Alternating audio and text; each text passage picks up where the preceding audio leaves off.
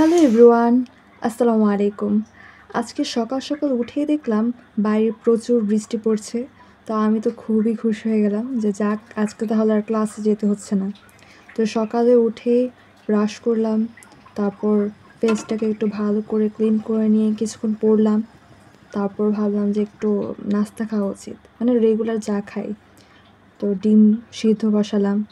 এরপর আমি প্রতিদিন সকালবেলায় এটা খুব রিসেন্টলি এটা আমি একটা অভ্যেস করার চেষ্টা করছি। বিট দিয়ে লেবু দিয়ে একটা জুস তৈরি করে সকালবেলা একটু খাওয়ার চেষ্টা করছি। ভালোই লাগে খেতে, আপনারাও চাইলে ট্রাই করতে পারেন। আর আমি প্রথমে এটা খাওয়ার জন্য রাজি ছিলাম না। তারপর যখন শুনেছি যে এটা খেলে নাকি একটু সুন্দর হয়, মুখে নাকি গ্লেজ দেয়, আমার বান্ধবী বলেছে। তো আমি বলি কি তাহলে তো এটা ট্রাই করতেই হবে।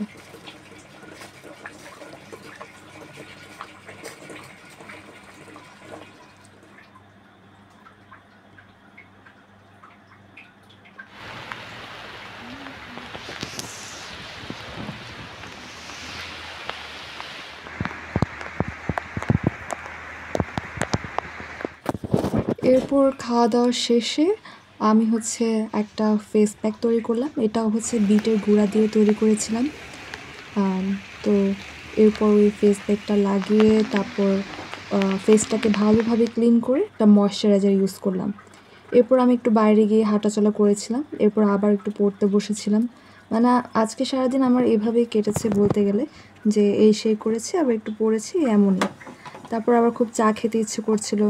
ভাবলাম যে একটু পড়তে পড়তে একটু চা খাওয়া যাক। আবার বাইরে যেহেতু বৃষ্টি হচ্ছে, তো আমি চাটা এতটা ভালো বানাতে পারি না, কিন্তু আমি চেষ্টা করেছি। ওভাবে আমার কখনো বাসায় চা বানানো হয় না। অনেক দিন পর হয়তো বা একদিন মনে পড়লে হুট করে তখন বানাই। কিন্তু আজকে চাটা আম্মু খেয়ে বলল যে না, মজা হয়েছে, শুনে ভালোই লাগলো।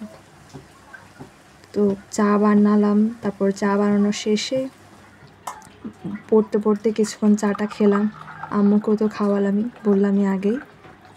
তো এইভাবেই কাটলো আমার আজকের সকালটা, বৃষ্টির দিনে ঘরে বসে আরামে।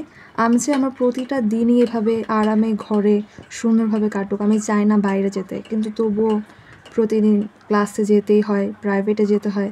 তো আমি চাই প্রতিদিন বৃষ্টি হোক, যাতে হচ্ছে এভাবে ক্লাসে না যেতে হয়, প্রাইভেট পড়তে না যেতে হয়।